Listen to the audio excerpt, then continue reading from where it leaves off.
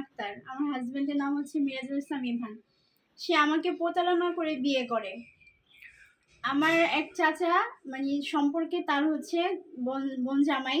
সে আমাকে নিজ স্বার্থের জন্য এরকম মানুষের কাছে তুলে দেয়, যে মানুষটা কখনো আমাকে বড় অধিকার দেয় না। নাম কি? আমাকে, তার নাম হচ্ছে মিরাজুল ইসলাম ইভান। আর ওই তোমার ঘটককে?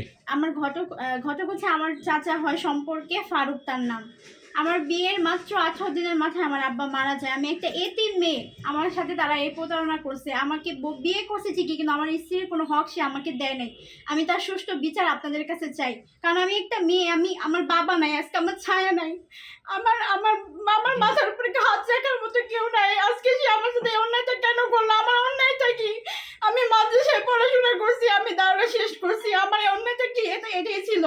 আমি তার পাও ধরে তার কাছে আমার স্ত্রীর অধিকার চাইছি, সে আমাকে দেয় না। এসে বিয়ে করে আমি তার 2 নাম্বার বউ। সে আরো একটা বিয়ে করছে, বিয়ে করে ওই বউকে গোপন রাখছে। সে আমার সামনে ওই বউর সাথে কথা বলে, কিন্তু আমাকে কোনো স্ত্রীর অধিকার দেয় নাই। আমি শুধু এতটুকু জানতে চাই, তার আমার অন্যায়টা কি?